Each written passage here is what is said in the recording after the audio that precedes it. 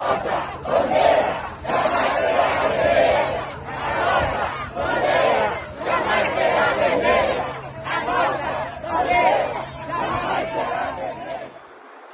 aí pessoal, seja bem-vindo ao canal Alma Conservadora, aqui com Paulo Campos Júnior, muito prazer.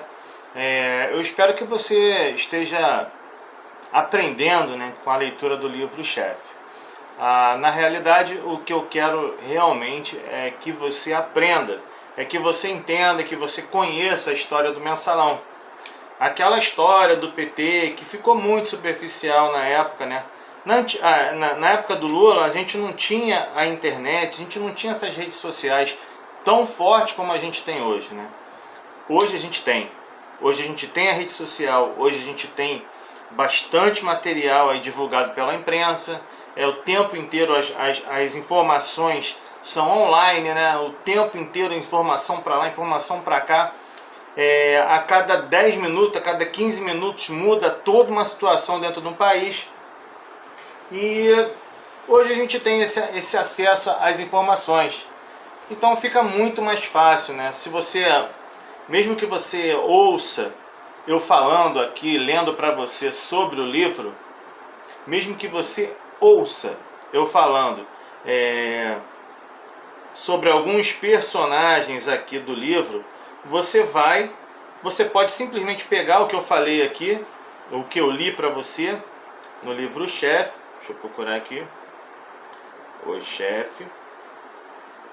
Você vai procurar, né, sobre essas pessoas, você vai procurar saber sobre essa informação que eu passei aqui do livro, e você pode colocar lá no Google, olha, Marcos Valério, José Dirceu, Gilberto Carvalho, Bruno Daniel, Gilberto Carvalho, você vai colocando lá os fatos que aconteceram, os políticos, você vai conseguir ver aonde estão esses políticos hoje.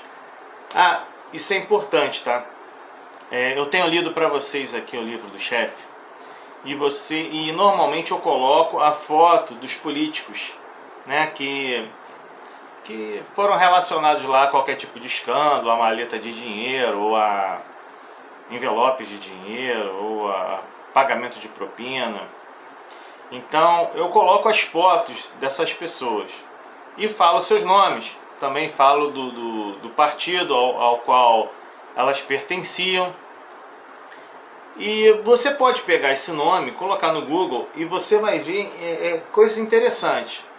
Às vezes quando eu vou procurar a imagem daquela pessoa, eu vejo algumas coisas interessantes. Tipo, que ela é prefeito hoje em algum lugar, ou que ela está solta, ou que ela está com prisão domiciliar, porque o STF, a maioria desses bandidos aí envolvidos em escândalos do mensalão, a maioria, 90% deles foram soltos pelo STF, tá?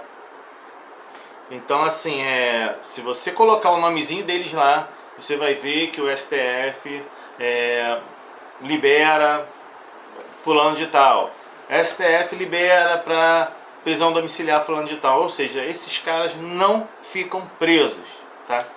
Eles brincaram com dinheiro público, né? Eles desviaram dinheiro da saúde, dinheiro da educação, dinheiro da segurança. Mesmo assim eles estão aí, livres. Alguns são prefeitos, outros vereadores, tem vários.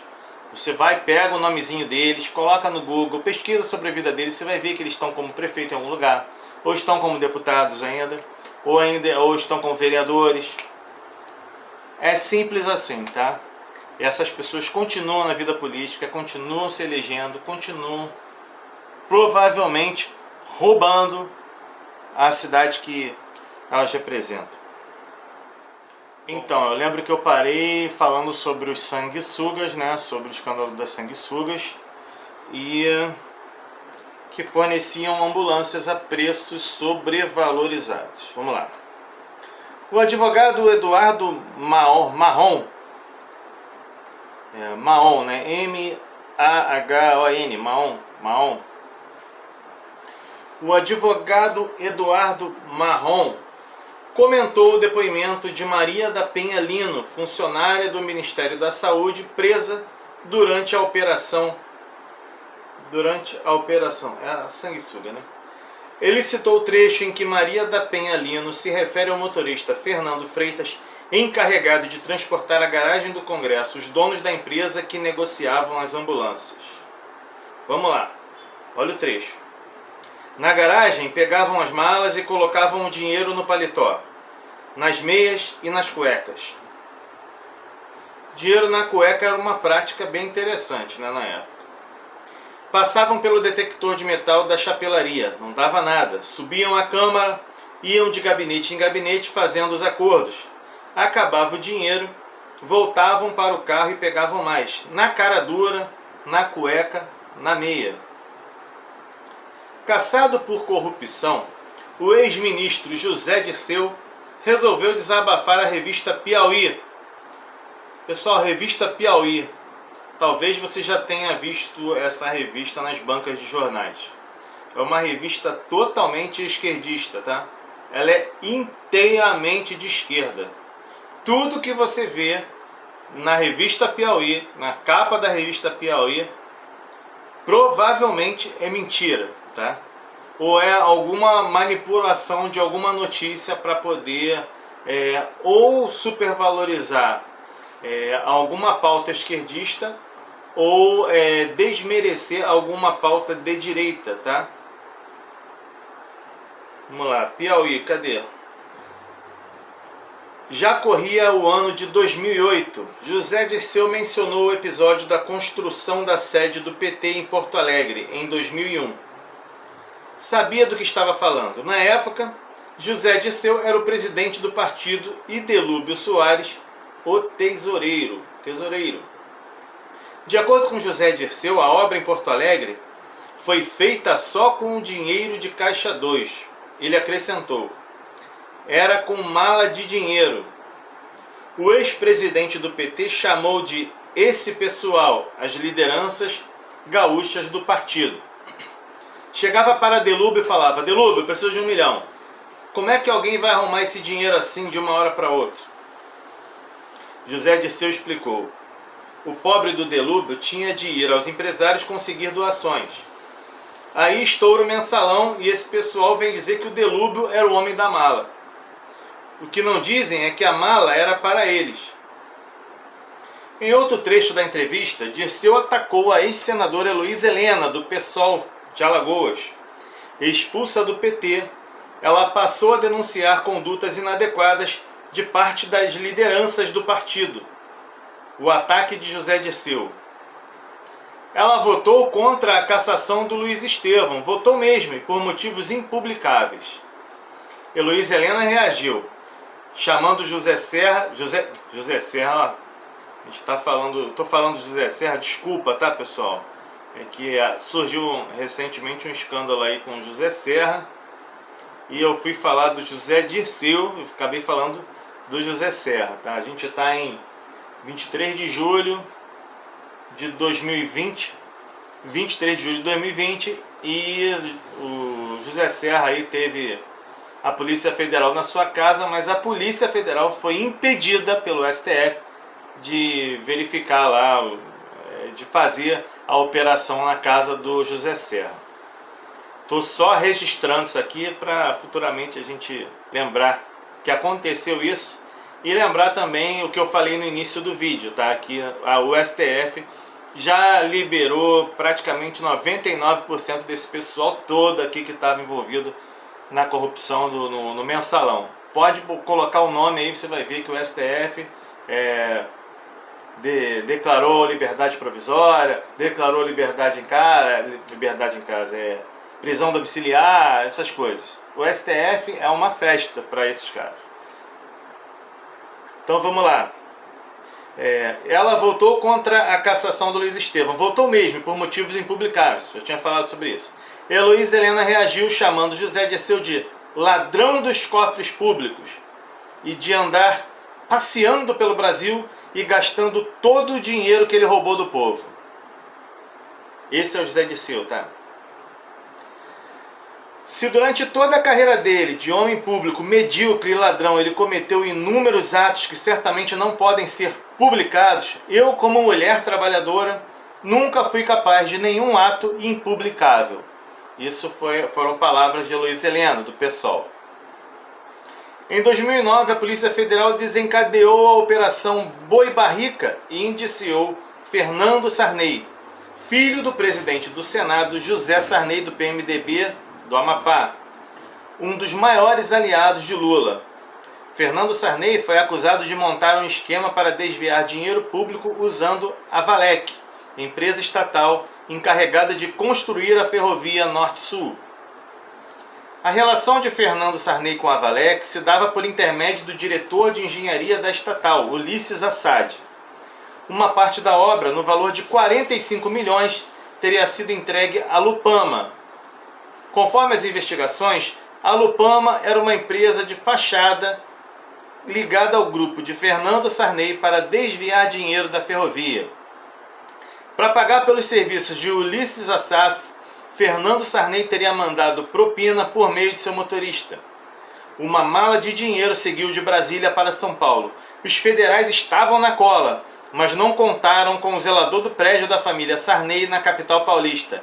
Ele percebeu a movimentação e ajudou o motorista a entrar escondido com a mala dentro do porta-malas de um carro de Fernando Sarney. O homem se safou.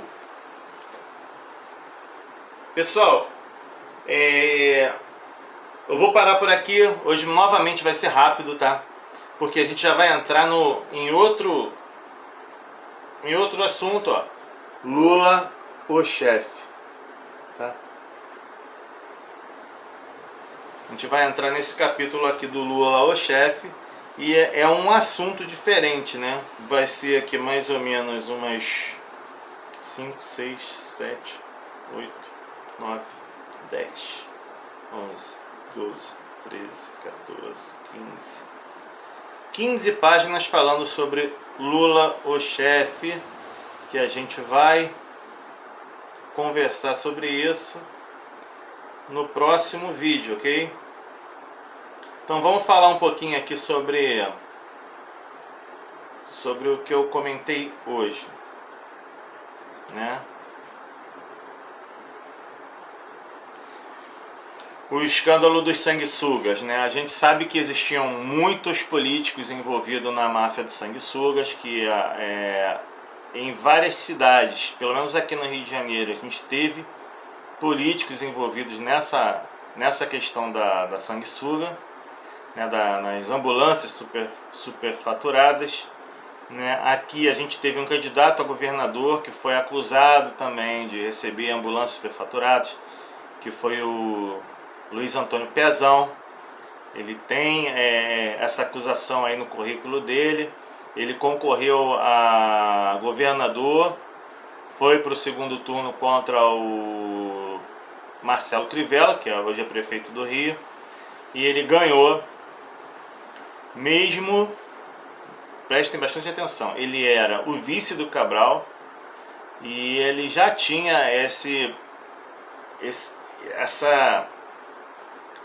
essa história aí das ambulâncias, né, dos sanguessugas, do sanguessuga, da ambulância superfaturada lá na cidade de Piraí, no interior do Rio, cidade pequena. E ele já tinha várias situações aí que poderiam impedi-lo, né, por envolvimento em corrupção. Ele era o vice do Cabral e ainda assim ele ganhou como governador do estado. Ele ganhou a eleição. Você tem que entender a importância que se tem no voto. A importância que tem o voto. Você vê, a gente vota, né, a gente procura votar em políticos que de certa forma a gente acredita. Mas a gente não pode acreditar num político simplesmente porque a gente viu na propaganda eleitoral dele, ele passeando de ônibus, ou ele numa casinha humilde, ou ele contando uma história de infância pobre, ou ele pegando uma criança no colo. Não é isso, não é esse tipo de imagem, não é esse tipo de campanha que tem que fazer você se sensibilizar, acreditar que aquela pessoa é uma pessoa do povo, que é uma pessoa que vai representar realmente os seus interesses como povo. A gente precisa ir mais a fundo. A gente precisa visitar o site do Senado. Se ele foi um senador, visitar o site do Senado. Se ele era um deputado, visitar o site da Câmara. Se ele era um vereador, visitar o site da LERJ. Verificar as propostas, as emendas, tudo que ele, a presença dele lá nas votações, o que ele votou, o que ele votou sim, o que ele votou não. A gente precisa aprender a pesquisar. Não dá para votar no político porque ele asfaltou uma rua. Não é a função do seu vereador, agora que estamos chegando perto aí da eleição para prefeito, né, e vereadores, não é a função do seu vereador asfaltar a sua rua. Não é a função do seu vereador dar cesta básica. Não é a função do seu vereador pintar os brinquedinhos da pracinha. Essa não é a função dele. A função dele é criar leis. A primeira coisa que você precisa saber é qual é a função do vereador, qual é a função do prefeito. Quem pode fazer o quê? Você precisa entender isso. Depois de entender isso, você precisa saber quais são as propostas desse rapaz aí que quer o seu voto, dessa senhora aí que quer o seu voto. Quem é a família dela? O que a família dela fez que beneficiou o povo de alguma forma, diretamente? Pelo que ela luta? Quais são os pensamentos dela a respeito de coisas que você considera importante, como aborto, como família? Qual o pensamento dela a respeito de Deus? Se você é uma pessoa cristã, qual o pensamento dela a respeito de Deus? Qual o pensamento dela a respeito de drogas, de liberação de drogas? Se você é contra a liberação de drogas, por que você vai votar numa pessoa que pensa o contrário? Outra coisa importante, qual partido que ela está representando? O que o partido dela representou? Qual é a história do partido que ela hoje representa? Qual é a história no país do partido que hoje ela representa? Então, quais são os políticos desse partido? Tudo isso você tem que analisar. Então, assim, que a leitura do livro-chefe não seja só um despertar para você, para saber coisas que você não sabia. Eu recebi um áudio de uma pessoa muito querida e falou para mim assim: olha, eu estou muito feliz porque tinha muita coisa que eu não sabia. E eu estou acompanhando os seus vídeos na leitura do livro-chefe e eu estou vendo que muita coisa era ocultado da gente, muita coisa a gente não sabia porque a gente não tinha acesso a essas informações. E a leitura desse livro está me mostrando muita coisa que eu não sabia sobre o PT. Eu não sabia dessas propinas, dessas quantidades enormes de dinheiro em malas, em envelope. Eu não sabia. Eu não sabia porque a gente não tinha essas informações. E realmente, a gente tinha essas informações? Hoje a gente tem acesso aí às informações, as redes sociais estão aí para isso. E antigamente a notícia era muito disfarçada, era uma coisa muito rápida. Quando você fala, por quê? Porque a televisão, em geral, eles recebiam muito dinheiro do governo do PT. A Rede Globo, né, e outras empresas recebiam muito dinheiro do governo federal. O governo federal investia muito em propaganda. Então, qual o interesse da televisão em falar mal de um governo que banca ela? Nenhum. Então, eram notícias muito superficiais. Mas com a leitura do livro, você está tendo toda a informação à sua disposição. Seja você esquerdista ou de direita, você que é esquerdista e que pensa realmente, poxa, na inocência do Lula, pensa na inocência do José Dirceu, que o PT foi perseguido, a leitura desse livro, eu estou lendo aqui abertamente, você pode simplesmente pegar o nome de cada um deles, do Marcos Valério, Delúbio Soares, você pode pegar Paula Castilho, você pode pegar, aqui tem vários nomes para você, Antônio Celso Garcia, até o Celso Daniel, a história do Celso Daniel, você pode simplesmente pegar e pesquisar esses nomes. Bruno Miranda, afilhado de casamento de Renan Calheiros. E coloca do ladinho do nome deles lá, Mensalão. Coloca assim, Mensalão, do lado do nome deles. E você vai ver que realmente aconteceram essas coisas, que realmente essas coisas vieram à tona, e essas pessoas totalmente envolvidas com crimes, né, contra o patrimônio público, contra crimes que eles desviam de dinheiro público, né?